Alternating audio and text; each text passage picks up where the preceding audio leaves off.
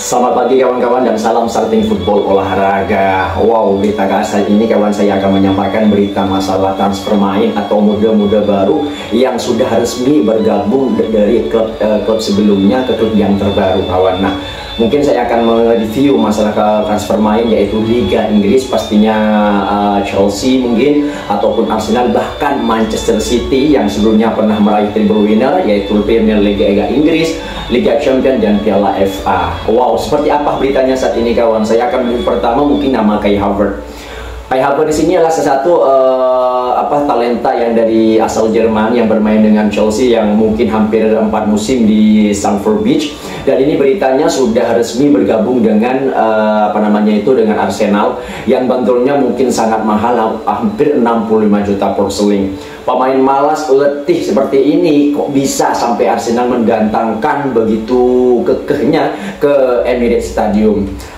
Nah, kalau kita bisa bilang bahwasannya posisinya Kai Havertz di Chelsea itu tidak jelas. Artinya tidak jelas itu dia terkadang bisa menjadi false nine, terkadang dia bisa menjadi second striker, bahkan yang terbaru dia itu sering menjadi striker di bawah asuhannya Graham Potter bahkan Frank Lampard. Kalau kita mereview ulang pada musim sebelumnya, mungkin Kai Havertz itu didatangkan amunisinya dari Bayer Leverkusen ke Stamford Bridge, kala itu masih kursi kepelatihan Thomas Tuchel. Kai Havertz ini mampu tampil moncer dan bahkan dia menjadi pahlawannya di Liga Champions kala waktu menghadapi Man City pada musim 2020-2021. Nah, itulah kalau kita berikan negatifnya. Positifnya, kalau kita mereview masalah negatifnya, mungkin Kai Havertz musim ini hanya bisa mencetak 7 gol di dalam 12 assist di bawah asuhannya Graham Potter setelah Tuchel mungkin menelan beberapa kekalahan di awal musim yang kurang bagus. Maka petinggi Dewan Chelsea ini memecat Graham Potter secara dadakan, kata orang bilang itu. Kok bisa?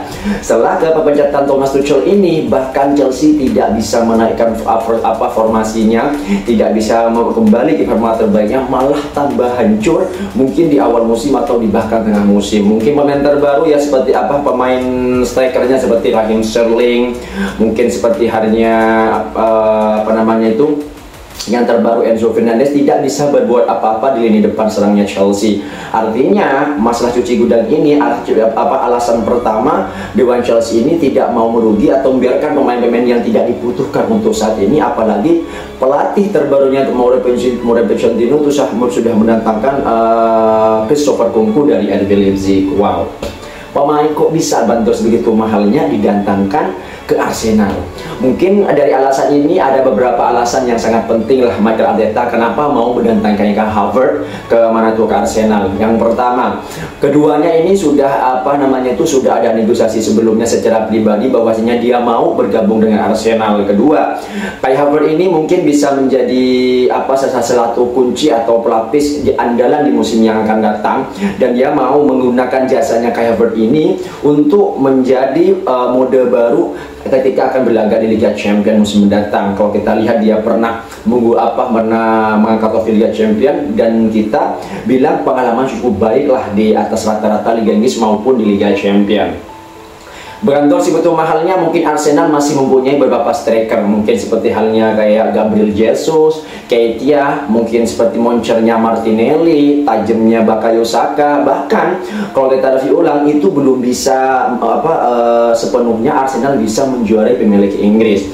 Walaupun Martin Odegaard selaku pemain Arsenal yang ditangkan dari Real Madrid kala itu masih mempunyai prestasi bagus Arsenal pada saat ini. Yang terbaru Leandro Trossard. Nah, dari amunisi terbaru ini mungkin Mikel Arteta akan bisa memoles dan bisa menggunakan jasa jati dirinya dari Kai Havertz agar semisal bermain di Emirates Stadium itu lebih baik kawan.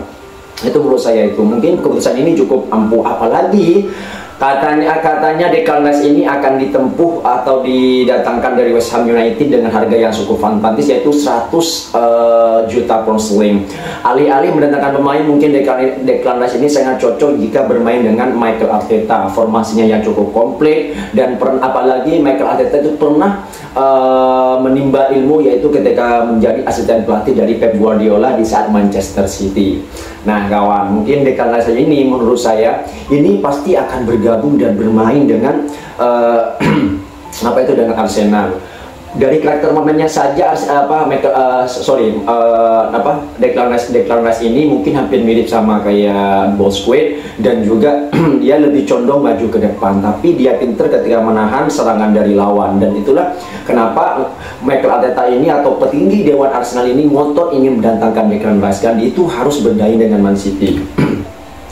Nah, kedua kawan, kita kembali kepada Manchester City yang sebelumnya pernah meraih treble winner ya. Tahun kemarin ini adalah salah satu klub terbaik di dunia. Artinya itu sudah meraih Premier League Inggris, terus ada itu Piala FA, dan juga yang terbaru itu adalah Liga Champion. Dan tinggal 2 piala lagi yang Man City belum didapat, yaitu Piala Antar Klub Dunia dan bahkan Piala Super Eropa. Mungkin event akbar ini akan usul di kemudian hari. Tapi yang kita ketahui adalah yaitu gelandang terbaiknya Chelsea, yaitu Mateo Kovacic, yang sebelumnya pernah membela Los Galacticos atau Real Madrid beberapa musim, lalu pindah ke Chelsea. Nah, di Chelsea ini dia menemukan jati dirinya menjadi pemain andalannya mulai dari Thomas Tuchel bahkan Graham Potter.